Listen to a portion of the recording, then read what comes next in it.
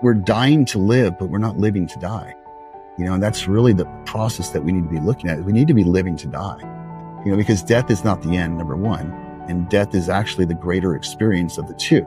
But as soon as I hit the bike, my head hit the ground, and I remember thinking like, okay, this is how I die. And I remember having this relief of knowing how I died, because I had wondered subconsciously my whole life, how do I die? And now I was like, okay, this is how I die. As I'm thinking this, I'm realizing that I'm consciously aware of myself in this void of darkness, of nothingness, there's nothing. I don't feel anything. I feel like information. I feel like consciousness just there.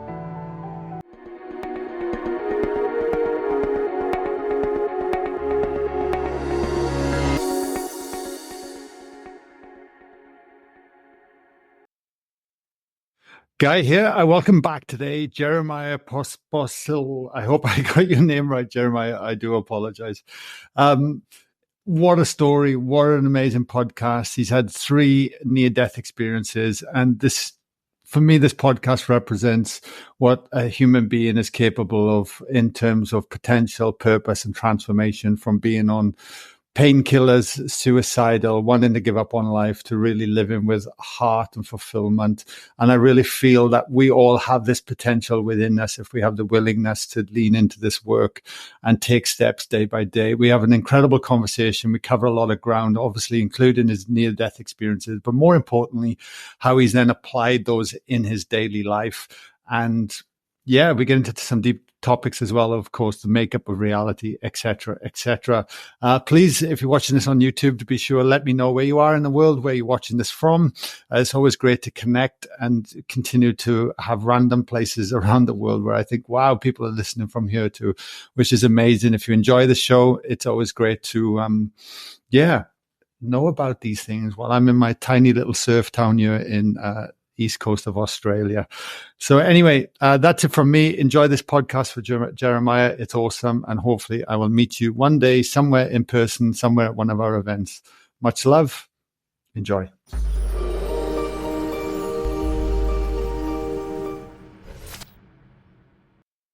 There we go. We are recording. Jeremiah, welcome back to the podcast, my man. So good to see you. Man, thank you so much. It's such a blessing to be here and honor with you, man. Like I love what you do, and I love what you're doing.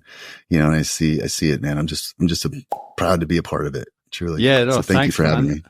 Yeah, you're very welcome. It's funny. We were talking off air yesterday, and I learned that you've had 3 near-death experiences.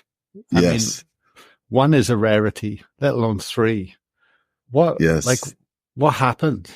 How did you end up having 3?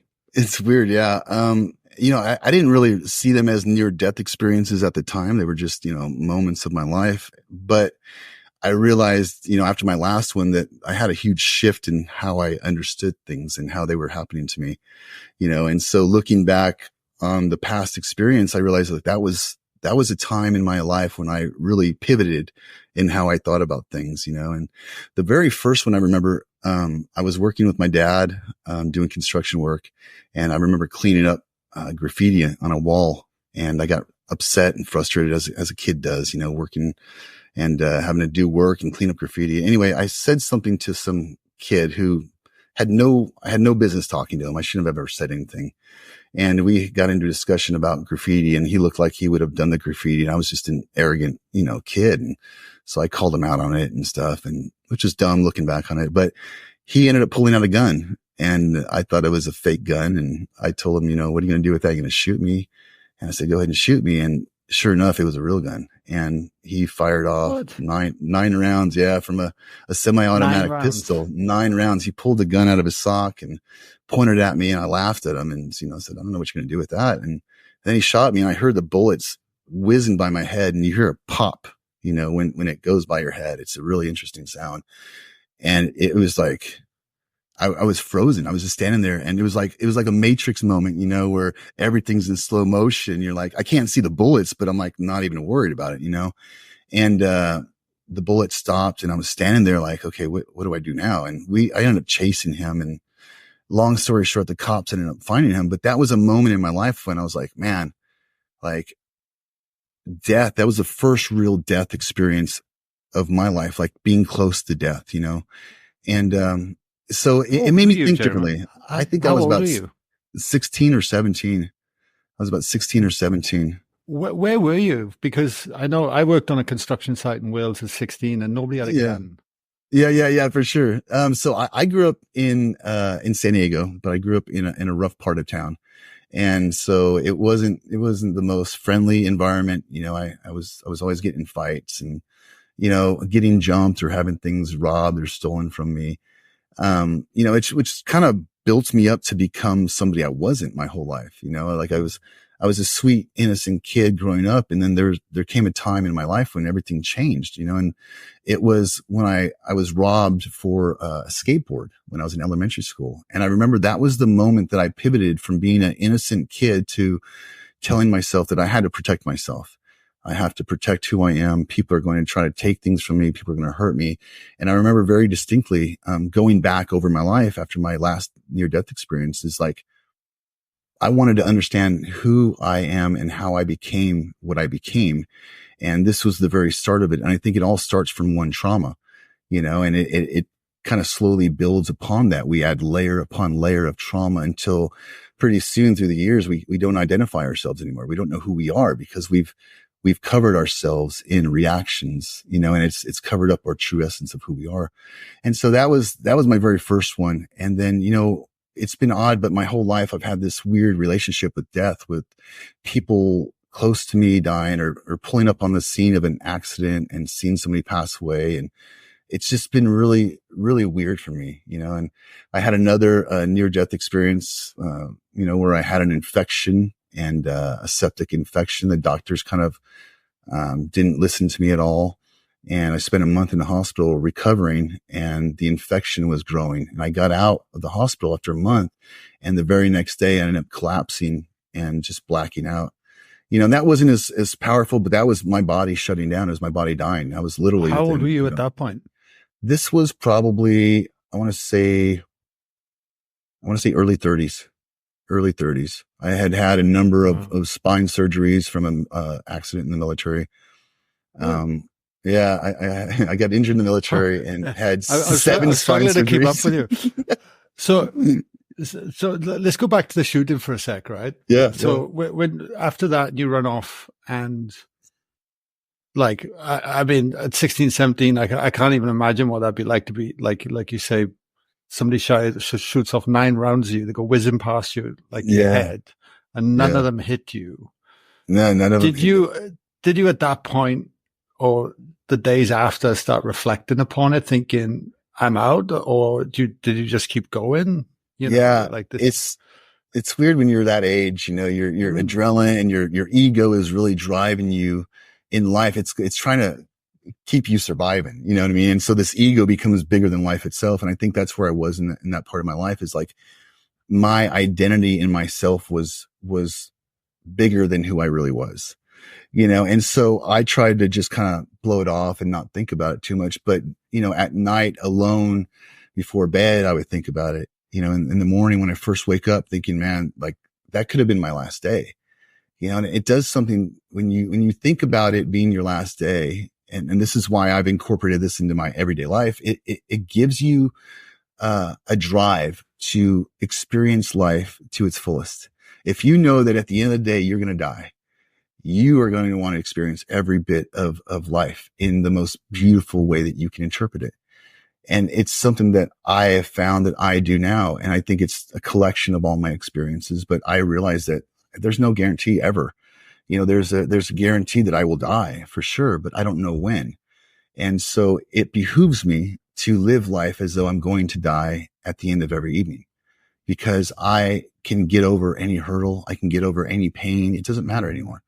What matters is that I complete the mission for that day or for the end of my life, for that experience, because every day for me is its own life. It's not a collection of lives. It's not a collection of days. Today is my birthday and today is my death day. And nothing that I've done in the past matters. What matters is who I am today, how I carry over that information from the past, and how I use it in making my decisions for the future. And I have to rectify that in this space of right now, of where we are right now.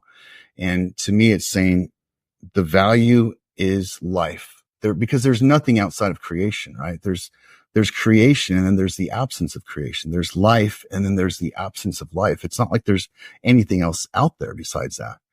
And for me, it's understanding that I have to be a part of creation. I have to be a part of this huge cycle. It's not just the plants out there, but it's me and the plants. It's not just the birds, but it's me and the birds. It's not just, the people. It's me and the people. Like I'm not separate from it. I'm actually a part of it.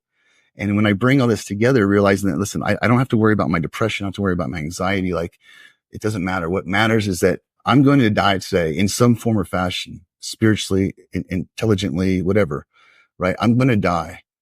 And I have to take from this day and extract the greatness from it, because that's what I'm going to hold on to for tomorrow. That's my faith.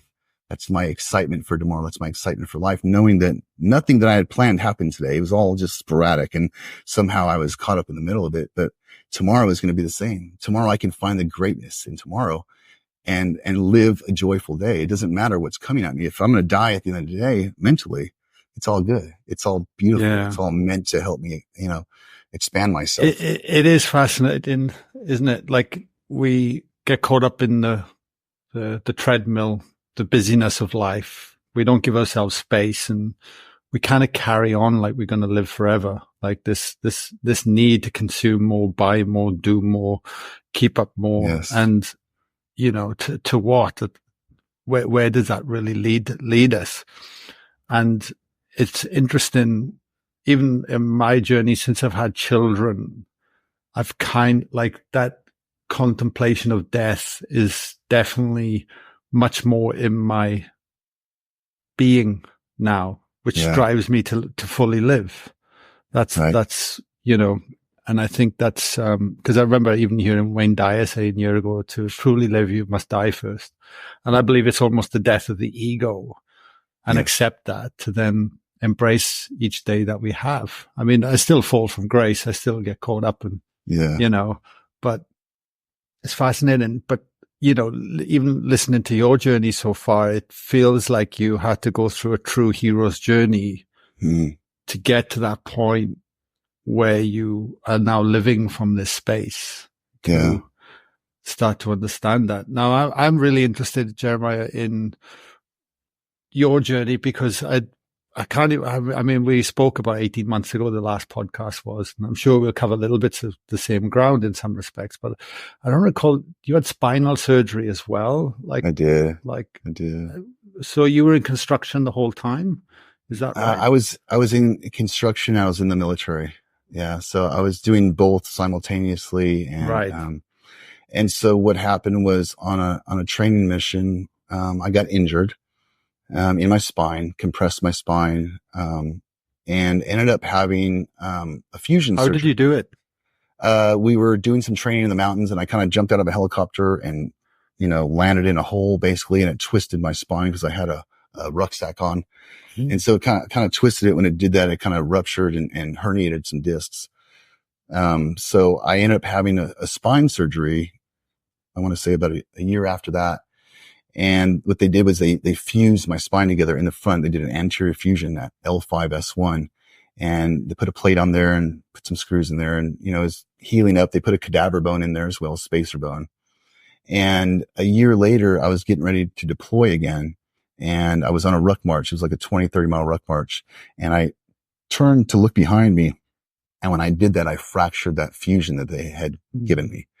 So I had to have another surgery, and that surgery was done by a neurosurgeon. And he, during that surgery, misplaced a pedicle screw and drilled it through my sciatic nerve and paralyzed my left leg.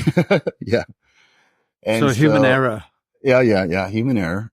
And so that caused me to have another surgery to remove the hardware that was impeding upon my nerve. And doing that, I had to be switched over to a rehab facility for a month, which is where I got the infection in that last surgery to remove the hardware. I had 106-degree fever. And anyway, they ended up transferring me over there. Nobody paid attention to me about my infection. I tried to tell him. And then I got released out of the hospital. And the next day I collapsed, blacked out from sepsis.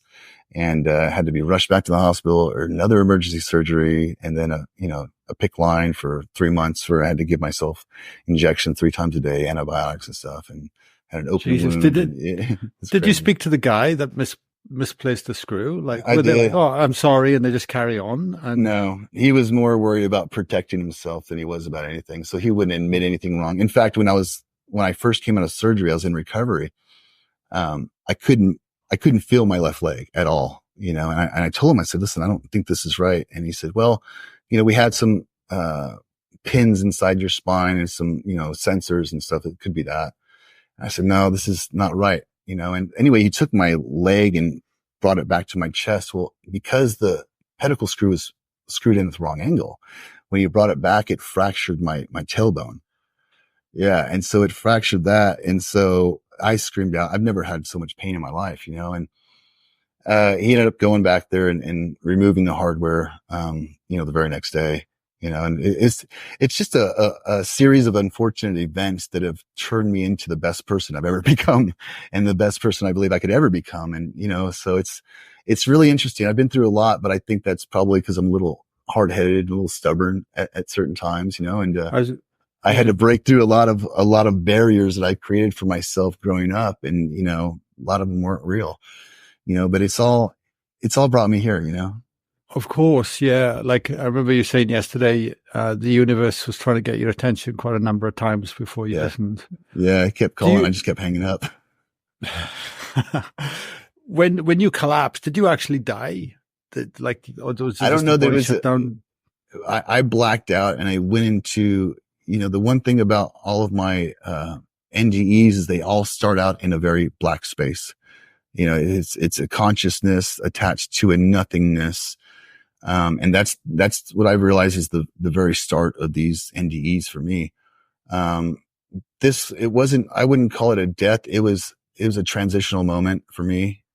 Going through the sickness and my body shutting down. It wasn't full death, but it was definitely creeping up on that to the point where I had no control over my body anymore. And, it's just, I was in for the Yeah. ride.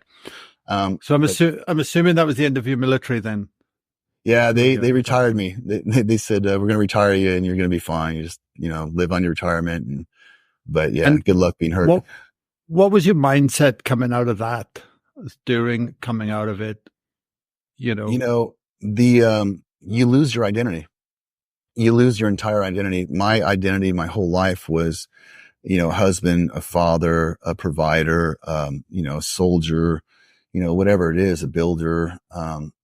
And so when you lose your identity in all regards, and, it wasn't just this injury, it wasn't just this, near death experience I was going through, because I was also dealing with severe depression and anxiety. I didn't know how to regulate my emotions. I didn't understand what emotional regulation meant, or emotional intelligence. And so I'm not only fighting the injury and the pain, but I'm also fighting the identity of who I am now, that everything has been taken away from me. And then on top of that, I have to understand that there's something different about me, and there's something that has to change, and there's something that's been trying to change, but I haven't been listening to it, and what is it? And it was just a whole collection of these experiences coming together at this nucleus. And it's just like had this supernova explosion in my life, that culminated with me having the motorcycle accident and dying and having an out of body experience. And so, when you don't, what I've realized for my life is that when I don't stay in alignment with my intentions, with the intentions of the creator, or my purpose, or what I was designed to do, that I'm always struggling, or I'm always fighting against some kind of resistance. And it doesn't have to be some major thing either. It can be a simple thing where, like, why are all the lights red today? Or why are all these people being angry with me when they're talking to me? I'm not projecting any of that. And I've realized that when I'm not staying in alignment with what I was created to do, then I fall on hard times, or I fall into this dissidence or disconnection, disharmonious experience in my life. And I'm struggling. I'm always having to fight against the grain, or fight against the tide to get back into alignment. And, a lot of this stuff, I think it's taken it away from me, because the identity that I built for myself was built upon interpretations of experiences. And those aren't really real. I put up a persona. I had this ego I was living through, because we're living through two bodies. We're living through a physical body, and we're living through a spiritual body. And so this is the big issue that we're fighting with, is the ego wants to protect the body. The ego has a time expiration date, and the spirit doesn't. And so when you come into a spiritual awakening, or you start to understand that you are a spirit inhabiting a body, not a body looking for a spiritual experience, that you have control over everything that's going on with you, and everything that you're thinking about, and everything that you're working through and walking through. And, it's identifying that I don't need the needs for the body as much as I need the needs for the spirit. My body, my whole life has been putting my spirit in places it doesn't belong. And it's called dissidence. It's caused heartache. It's caused trouble. It's caused pain. It's caused tears. But when I live in my spirit, which my spirit again is life, it's the expression of life. And so because there's nothing outside of the expression of life, my spirit is who I am. It's everything to me. And I have to maintain that spiritual intelligence and know that I have to put myself, my body and my spirit in places that are going to contribute to the growth of the spirit. It's going to contribute to the growth of my intelligence and understanding. I don't need to be in environments that are distracting me or taking me away from understanding life, because the whole point of this experience is to prepare for death. We are literally building our spirit based upon our perception of life, and through our senses, taking in energy, frequency, connecting it together to create the identity of who we are. And so everything has a part to play, but everything is not the main player, including myself. I'm just a small part in the cog of creation. And I have to stay and maintain my life within creation. And when I do that, everything works out. There's no hardships. There's no me trying to get back on top of things. I'm in alignment with the intention of what I was created to do, and looking at your body and looking at your spirit and looking at what makes you happy, what makes you life. And, biologically, when we look at negativity, we look at long-term effects of stress on the body. It hinders the body. It kills the body. Cell by cell, even on a cellular level, that's still a death. And so I've gotten the mindset where I have to look at everything as either life-giving or death-bringing, and so everything that I speak has to reflect creation, has to reflect life. I can't speak negativity, because negativity goes against the actuality of who I am. I am life. I am creation. And so I cannot speak things that cause destruction or death. I can only speak creation, because that is what I am. And it's when we live outside of those creational boundaries that we run into problems. We run into identity problems. We don't understand who we are anymore, or what our purpose is.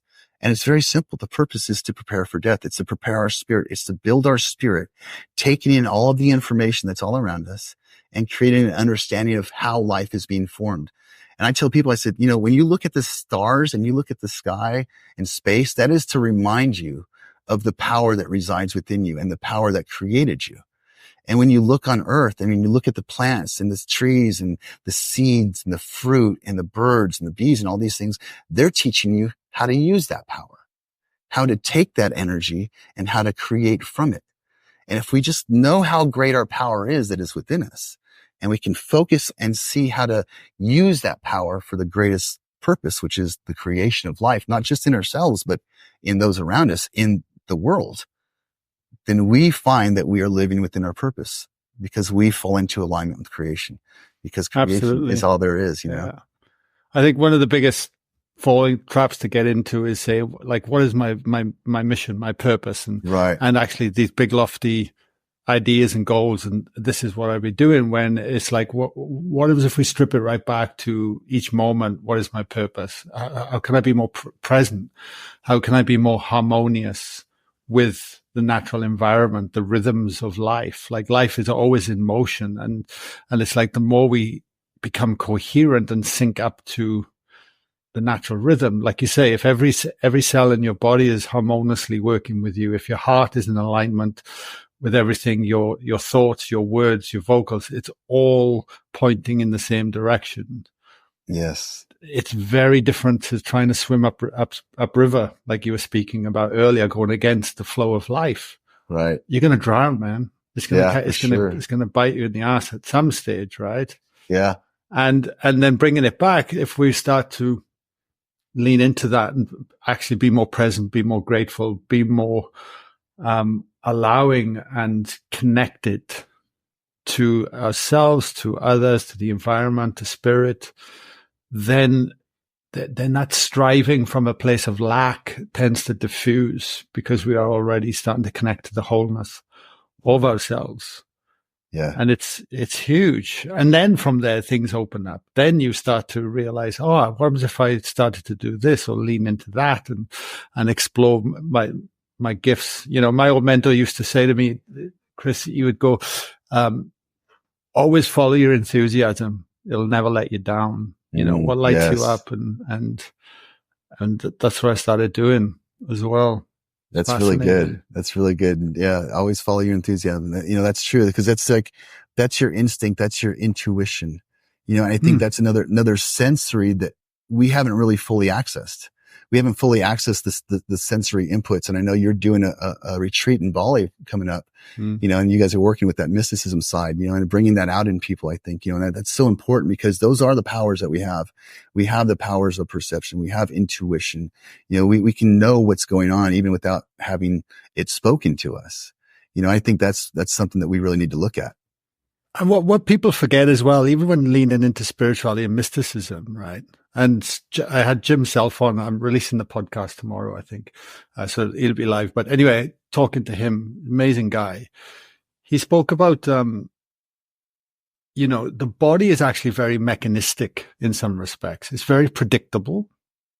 You know, lungs breathe the way they breathe. We bring in air, we take it out. Our heart beats the way it beats. Like it's like this incredible orchestra of design, but it's mechanical. Well, actually connecting to spirit, it can be, there's still a mechanical kind of process that we can do that's predictable.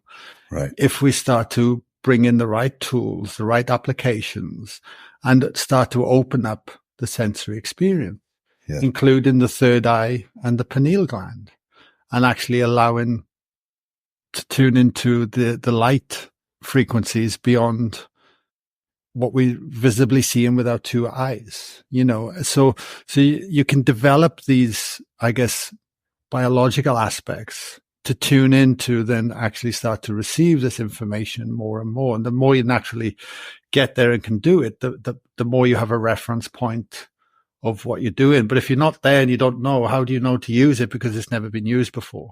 Right. Kind of thing. Right. And the world kind of pushes back at us too. They're like, you know, maybe your instincts or your intuition, don't listen to that. Don't listen to your heart. Your heart will drive you into a ditch. You know, that's not really true. It's your perspectives will drive you into the ditch. Your perspectives will become the hardship that you are facing. It's not really the experience, because everything is based upon perception. If people can go run and have a great experience running, and then people can go run and have a horrible experience running. They're still running.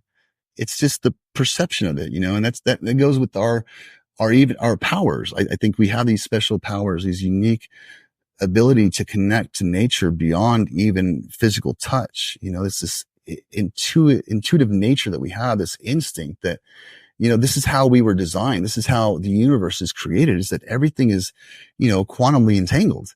Everything is quantumly entangled, you know, and because it's quantumly entangled, we can access everything. And it's just a matter of our thoughts. And this is the more information that we take in, the higher energy it takes to process this thought, and the higher energy, the higher the frequency, you know. So information is so important to us. And I think this is why information has been kept from us, or we've been, you know, distracted by certain issues in life, because the more information you take in, the more that you process this information. It doesn't mean that you have to believe it. It just means that you have to process it and walk through the system. You're increasing your brain function. You're increasing your energy flow in your mind and your blood flow and stuff. You know, it's really important. And as the frequencies raise, the more away from matter that we get. You know, matter is frozen energy. It's slowed down energy. Right. And so the higher the frequency, the further away from the material world we're getting. This is why your thoughts are elevated past the material world. I'm not worried about what kind of car I'm going to drive now. Now I'm worried about how strong my spirit can become. How much can I influence this person's spirit to walk in the direction that they need to be walking in order to prepare for death. And this is something we're not thinking about. We're dying to live, but we're not living to die. And that's really the process that we need to be looking at. We need to be living to die, because death is not the end, number one, and death is actually the greater experience of the two. This is just an experience where we are within a physical form so that we can manipulate the energy within us. Once we lose the ability to manipulate the energy, we're stuck in that frequency. This is why it's so important to prepare for death in that regard, because you have the ability to change your frequency now. You have the ability to create your spirit. You have the ability to build it and become powerful and utilize your senses that you're not using. We were talking about the eyes and not being able to see what's all the way out there. We have over 100 million light receptors in our eyes, and we only use 1 million of them. And it's the same with the brain. We're not using the full capacity of the brain. Why? Because we don't believe we can. And it's that lack of belief that keeps us from doing, going down that road or exploring these superpowers that we have that have been hidden from us. But the more that we start accessing them, the more that we start believing in our intuition, and we start believing in our perception of truth as it aligns with creation, the more that we're going to find that everything is meshed up perfectly. Timing is perfectly, everything is perfect. We just have to see the perfection in it. Yeah, absolutely. Absolutely. I can hear your enthusiasm in your words, mate, as you speak. Thank you. Yeah. Let's rewind then back to on your journey, I think, because it's, I'm fascinated. So when you had the spinal surgery, you came out and then you had the infection, and then you said it took about 3 months to get over that. Yeah. I was in the hospital for another month. Yeah. Yeah. Okay. Recovering at home. Were you married? Are you married, or were you in a relationship? And did you have married. support? I was married. Yeah. Sorry. Yeah, but because I know the motorbike accident, did that come much later? Because it's kind of spiraled into more of a depression, didn't you? Because you ended up riding a motorbike with no helmet. That's what happened. Yes. Doing wheelies? Yes. Yeah, ridiculous stuff. I don't know. When you don't have a will to live, you definitely have a will to explore death in any way. And I think that's what it was for me. I didn't care about life at that point, but yeah, it went from, being a kid, being shot at 17, joining the military shortly after that. And then years later, getting injured in the military. And still this whole time I'm dealing with depression and anxiety because I'm highly intuitive. I'm highly sensitive to energies. I didn't realize this my whole life. Right. And I was always fighting that. And I'm in this environment where you have to be a man. Otherwise you're going to get your ass kicked. Excuse me, And so, no, that's fine. Yeah.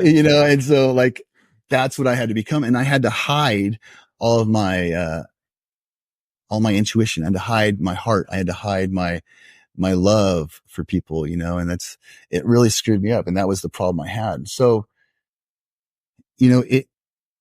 as I'm fighting this depression, as I'm fighting the environment, as I'm fighting my body and the injuries I'm having, I'm in depression. I went through, I was married 3 times, and each of those times I accept the blame in them failing because I didn't know who I was, and I don't know who they married, but it wasn't me, and this is a regret I have, is that I projected myself out to the world as though I knew who I was, and I didn't. I had no idea.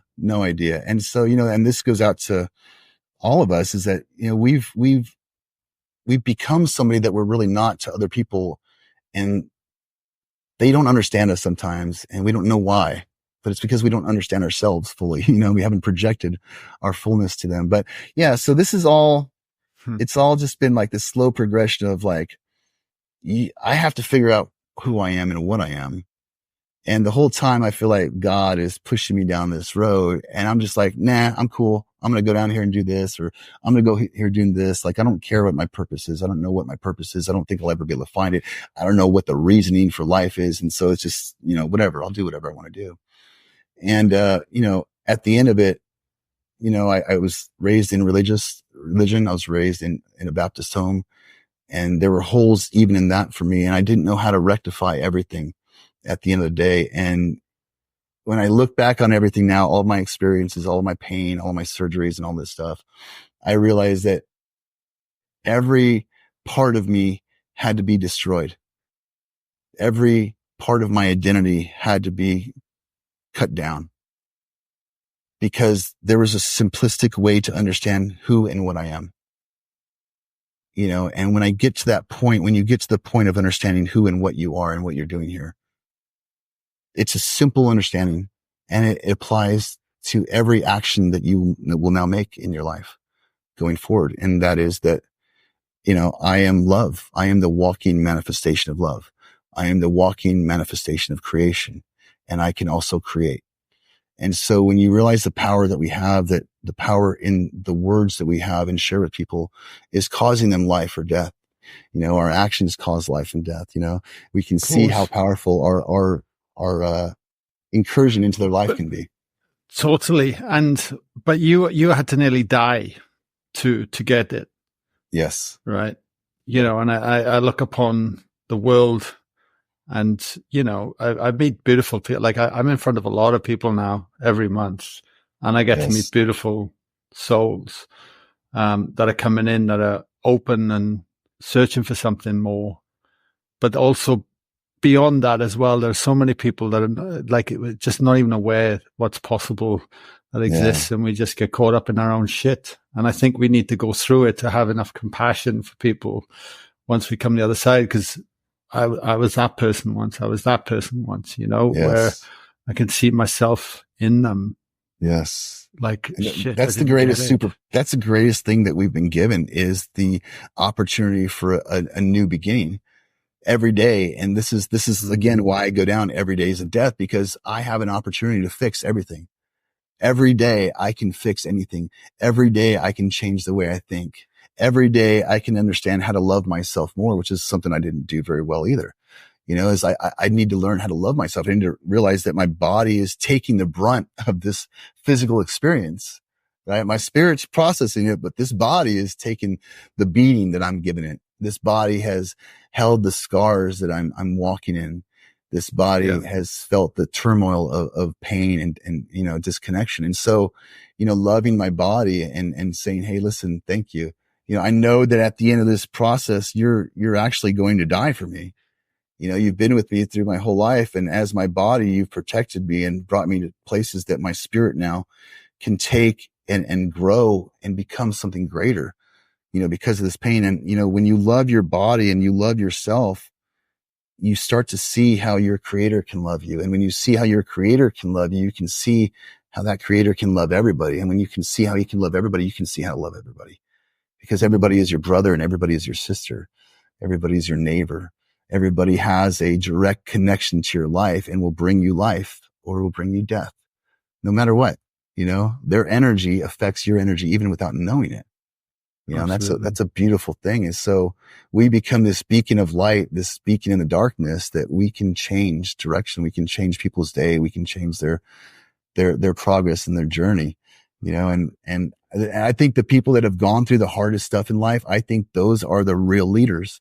I think those are the real people that are actually going to affect change in this world. And we may not be able to see the effective outcome of all of this we're dealing with, but we certainly can know that those experiences have given us information and knowledge, and that knowledge has created wisdom in us that is so valuable and so powerful. And we can take that information and we can change another life. And when we change another life, we change the world as a whole.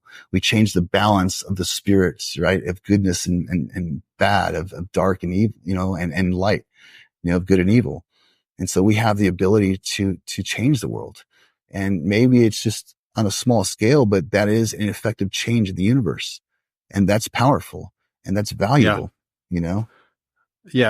No, I couldn't agree more. But the challenge is, until we actually have, I guess, a reference point, an experience or something or the pain is so great that we're going to push, we generally skip on by, and the ego runs our life. It's just me. This is this. And I'm going to make sure that my little nest egg over here is safe and secure, and I'll do anything for it, which it is hard, because, society is, it's pretty tough, like financially, everything, like, I still feel all those pressures every day, just to get by, and it's fascinating, with it all. I want to briefly touch on your motorbike accident and near-death experience. There'll be people here listening to this now that wouldn't have heard it Sure. or unfamiliar with it, even if you could walk us through it. Were you drinking alcohol at the time? Oh yeah. Yeah. Everything you could do wrong. That's what I was trying to do, I guess. So yeah, the motorcycle accident. Okay. So to preface this story, a few months prior to this accident, I tried to commit suicide. I did not know that. Yeah. I drank a bottle of scotch and took a bottle of, sleeping pills, a whole bottle.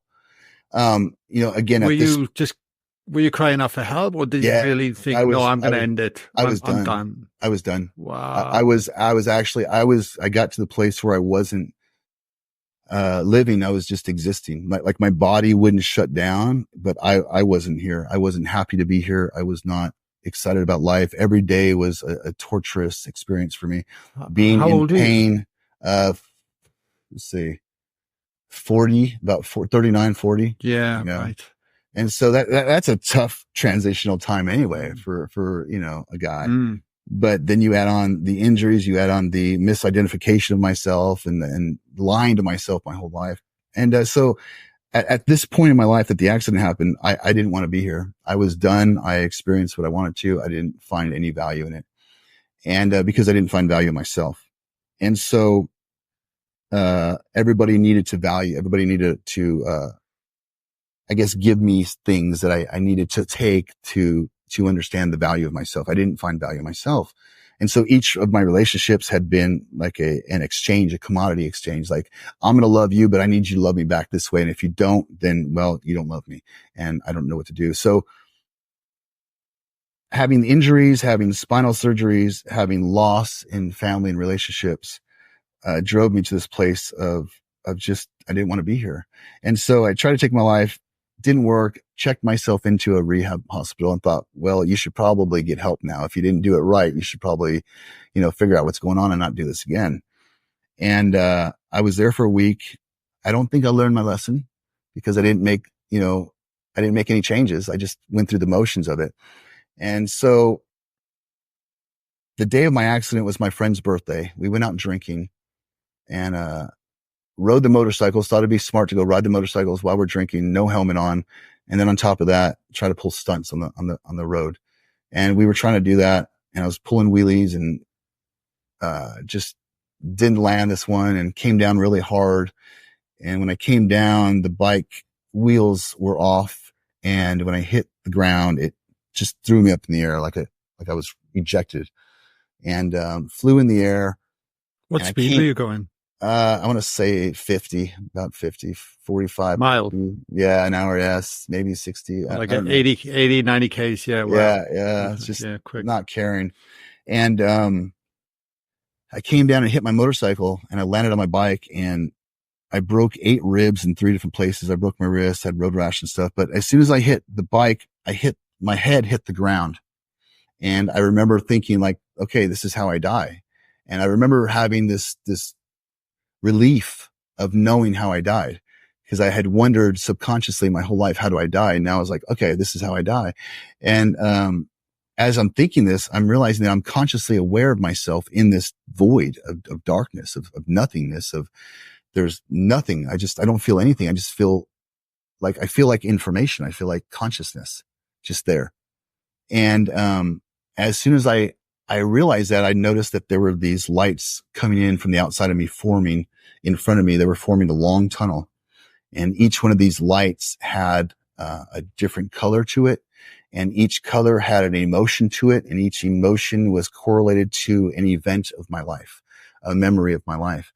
And I remember I could look at these colors and feel the emotions of it, but not know what was behind the emotion until I really gazed into it. And the color kind of absorbed me and put me into this space. So I would look at the color, get sucked into it. And then immediately I'm in this moment or time of my life and I'm watching the whole event kind of take place from an outsider's perspective. I could see my reactions and my actions and my intentions behind them. And I saw the person that I was, communicating with or interacting with. I felt their emotions and I felt their interpretation of my actions and how it made them feel. And I got to go through these different experiences. Some of them were great. Some of them were, hard for me because one of them, I got jumped for some milk, and I saw now, instead of that guy being an adversary to me, he was actually somebody that was really hurting, and maybe he was trying to bring something home to his family that he couldn't do. And I didn't see that at that point, but I was meant to go down each of these experiences to realize that there was absolutely no other reality. Like there was no other way. I'd been living a false reality my whole life, trying to change the past, but I could never change the past. And that's what my depression was, wanting to change the outcome of a past experience. Right. And then my anxiety was me worried about a potential future outcome that wasn't even there yet, which that isn't real either. And so my depression and anxiety were hinged on two sides of my actual reality. And I got to see my actual reality in that space and know that there's no other way for me to wish. Like, I wish that I could have done this, or I wish that this would happen. And that's not a real way of thinking. That's actually a waste of time. There's a way to mentally manifest what you want in the future, but to hope or desire or do all this other stuff or wish that you could change something is a waste of time. It literally is a waste of time. So I had to be comfortable in my experience, knowing that everything has happened exactly how it's meant to happen. There's no other way for it to be.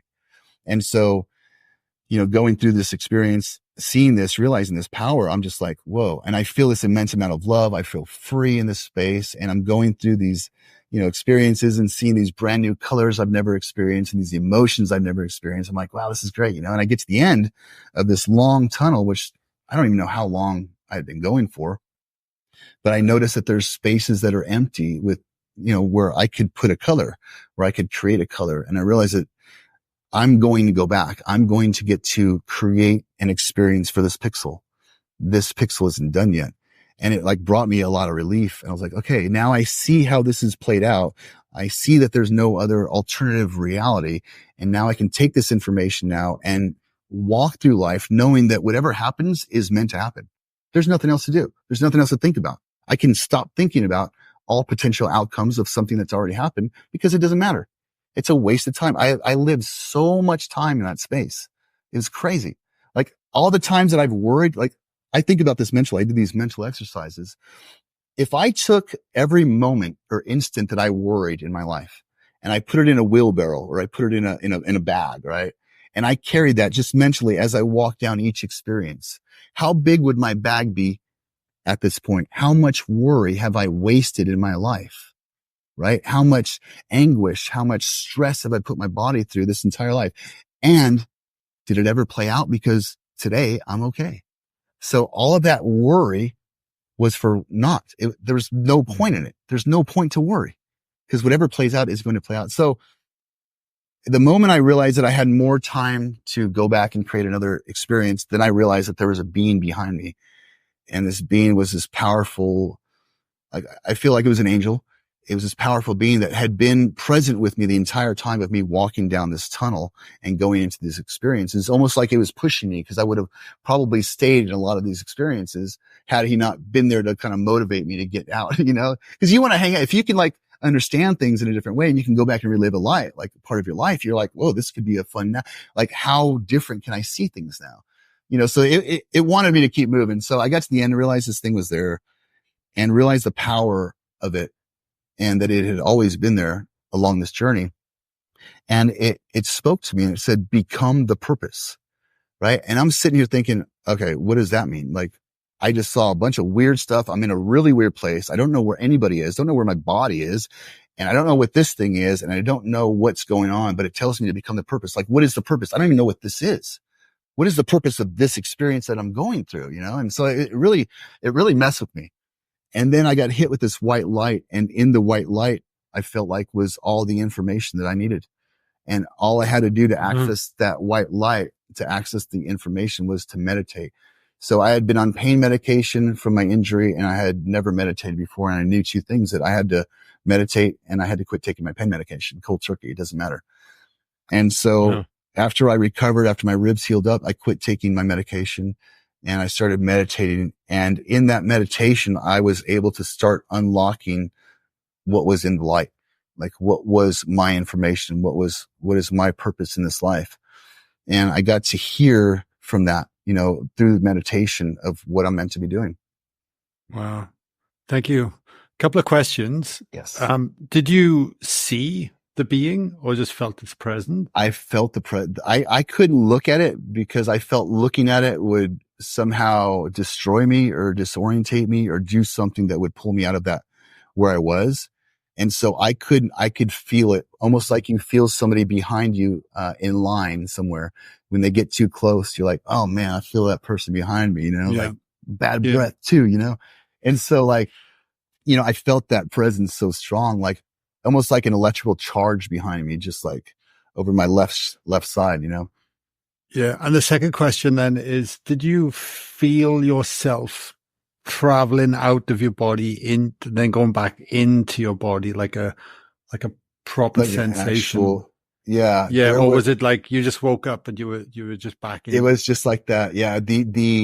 When you open your eyes after you wake up, the suddenness of it, right? It's just like, oh, they go from nothing to everything, and then your mind is like boggled. That's what it was. When I went back in my body, it was an instant. I got hit with the white light. And so like I'm spiritually blinded at this point because I get inundated with all this light and this information. And then I wake up on the road with a broken body. I feel the weight of gravity pulling my body down. I feel the slowness of my energy like it's going through resistors in a circuit board in my body. I feel the slowness that this body causes my energy, and which is really, really weird. You know what I mean? And I feel the weight and the effects of gravity on not just my body, but on my spirit too. And so it's really a weird sensation. I didn't have the full, like, how would it feel to slowly slide into the body? But I had this is what it feels like without a body, and this is what it feels like with a body. And there's a tremendous weight and difference in how you're moving. And, this is why we're in this slowed down environment. I mean, in a physical reality, because we are manipulating and moving energy. Like we are energy, and we're in a world of energy, and we're able to move slowed down energy in this realm. And this is why we're here, because it's like a toddler riding a bicycle. You don't give them a bicycle, you give them training wheels. You let them have an experience, but you don't let them manipulate the experience too far, because if they turn too far sideways, they're going to fall. They don't know how to correct that. And it's the same thing with us and our placement in this physical world. Is we're given the opportunity to manipulate energy and understand energy, but we're not able to get too far to where we're going to destroy ourselves. Right. And I think that's what this life is for, is moving slowly into an understanding of energy manipulation, because that's ultimately what I believe our spirits are doing. Is it's called frequency modulation with constructive and deconstructive interferences. And what that's saying is that our energy is a wave pattern, or a wave going out, and your energy is a wave pattern. And where we're communicating, where we're meeting, is constructive or deconstructive interference. Constructive interference creates a power surge, taking the two power sources, and creates a larger power surge, right? A new experience. Deconstructive experience is like two people who are on different levels, different wavelengths. Like you're talking about spirituality, you're talking about making millions of dollars in the stock market. Like you're not going to be able to communicate there. And so that's deconstructive interference, right? And so our spirits we're looking for that constructive interference. We're looking for people that are going to validate our existence. We're going to look for people that are going to bring us life and bring us that energy of life, because like love is not emotional. Like the emotional love that we know, like that is just a chemical reaction, right? The true love is like the chemical reaction is telling you or signaling you about an effect that's going on in the body. And so that is energetic life being restored through the heart, right? And that's connected to the quantum field, right? It's a surge of beats that we're creating. And so we're creating life with everything, right? So what we're meant to do is like really just like understand that we are creating life, that we are engaged in the process of life, and that our emotions are expressing something that's happening below the surface. So love is actually energetic life being created within the body, being expressed through a electrochemical response, which is emotions, which is also energy in motion in a different form, right? So emotions, I tell people, like, how do you show a blind man truth? Right? How can a blind man see truth if not to feel it? Right? And this is why we've been giving emotions, because we have been blinded of the very truth of what we are. We see a body, but that's not the truth of who we are. what we are is the energy. It's the consciousness inside that is who we are. So we're blinded by this truth, but yet we have to understand how to manipulate this truth. And so what tools have we been given, if not emotions?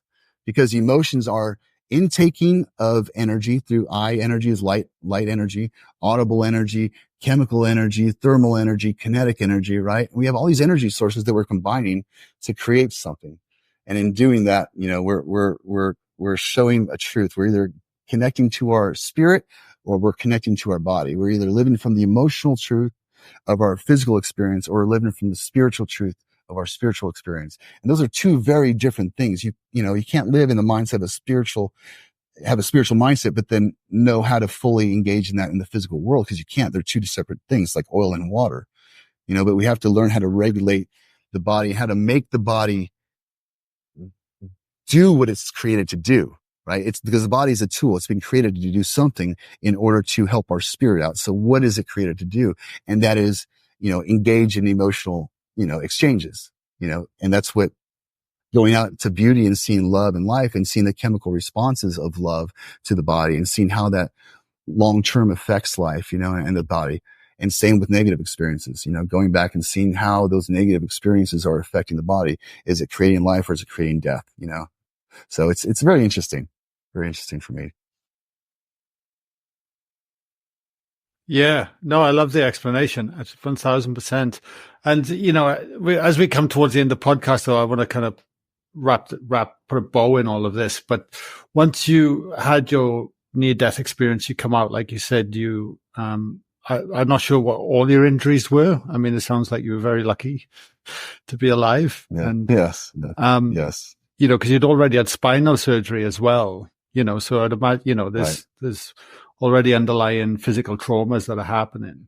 But then you came out of it, you quit your medication and you started meditating. Did you just embrace it? And then your life's just gone in a completely different trajectory? Yes. Or did you fall back into old habits? What happened? Yeah. So that was, when you have a near death experience, it's a reality that you can't shake. It's not up for question or debate. It's just like, I live in a new paradigm. I live in a new reality now. That reality is that my body is not who I am. I'd identified myself with my body my whole life. I know that's not who I am. So, I knew that meditation was the most important key to this. And I don't do anything half-ass. If I'm going to do something, I'm going to go and engage 100% of my time and my effort into it. And so when I say I meditated, I'm not talking about 15 minutes. I would meditate for hours. 8-9 hours at a time.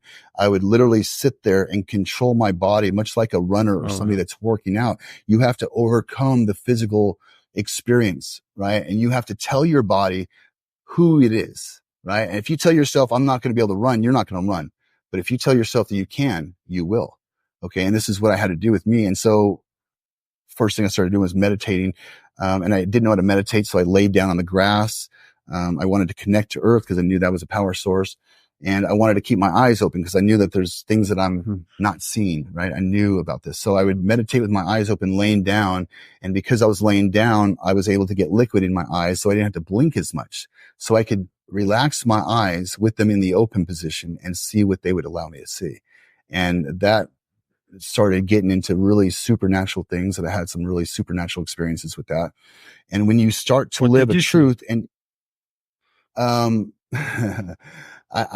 so I can see, I would see different levels of energy. I can look through layers of frequency of energy now. When I meditate, I can see the heat signatures coming off my body at nighttime, or the heat signatures coming off of other people. I can see the auras. I can see actual energy frequencies as they're moving through, right? And not only that, but the more that I did this, the more other powers started happening. I don't want to call them powers. They're just like abilities that I started to unlock. It's not that I got them. It's that I started clearing the way to reach them that's already been implanted in me. Everybody has these powers. It's not something special. It's like how much you're going to access them, how much you're going to focus on them.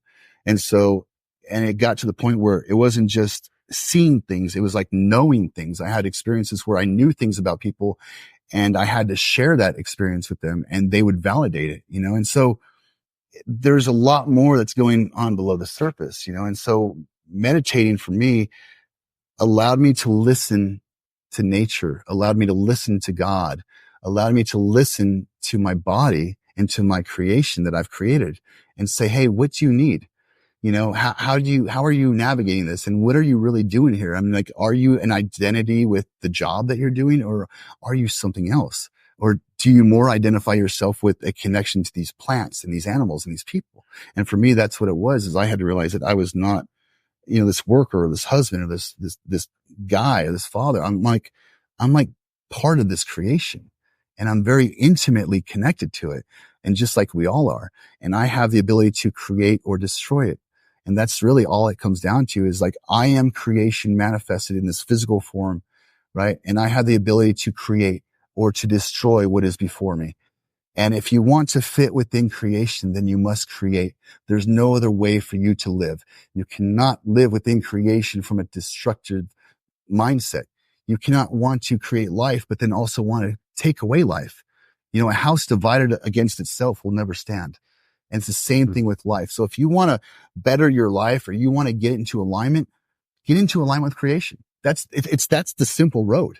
It's, what is creation? Creating life in everything, creating life in your words to another people, creating life in the environments that you surround yourself, creating life in the experience that others have through you, becoming the light of creation for others to see when they're in the darkness.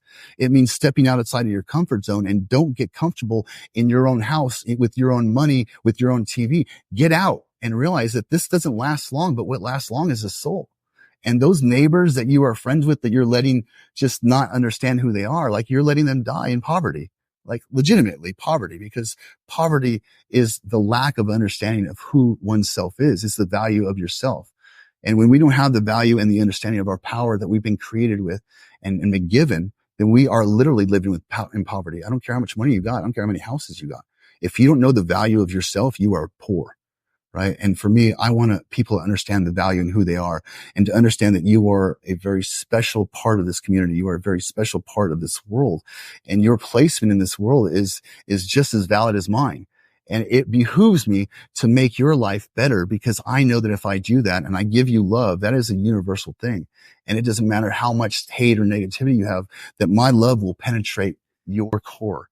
My love will get through your armor, because it's what creation is. And if you are alive and you are creation, then you have to resonate with that. There's no other thing for you to do. You know, you have to resonate with love, because that is the core of who you are. It's the core of who we all are.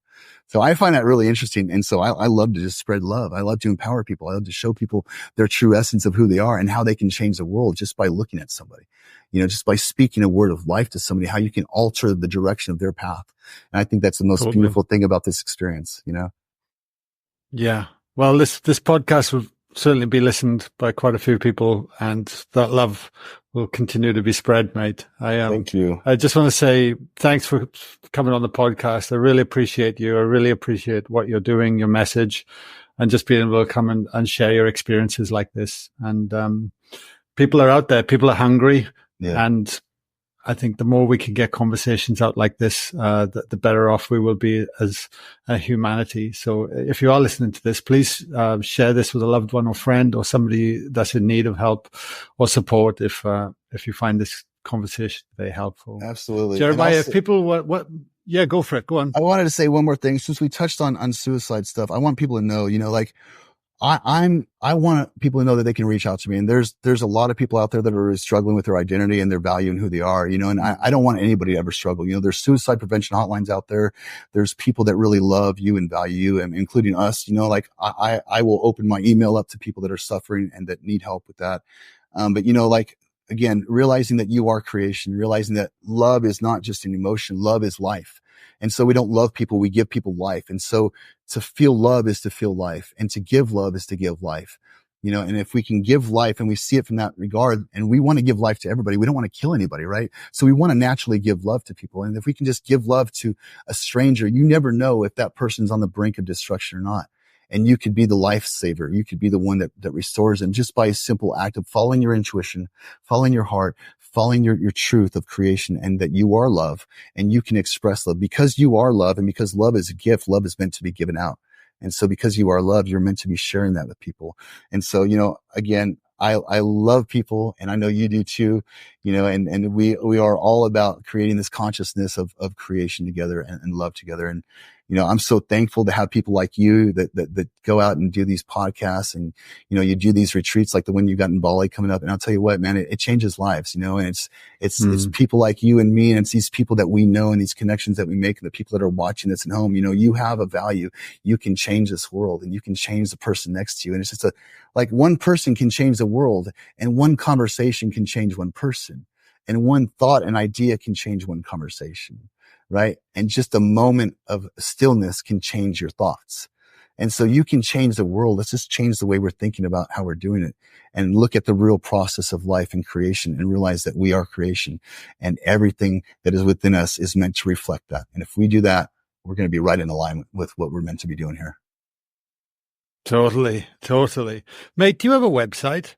I don't have a website. I don't have a website. You don't have a website. I don't have a book, man. All I got is my pretty smile, and my story and my email. But, people can reach out to me on Facebook or Instagram. Okay. Or my email, put them the link. And, I am in the process of writing a book and telling the story a little bit deeper and something. So maybe we'll talk about that in the future. But good old email, email is fine with me, or Facebook. Well, all right. Well, send me the links through, and I'll make sure the Facebook, Instagram, and email will be in the show notes below. I'll get the guys to do that. And I appreciate that, guy. Jeremiah, thanks so much, buddy. What a fantastic conversation. I really appreciate you, man. And, thank you, brother. I appreciate you, man. I love you, man. Thank you very much for all you do.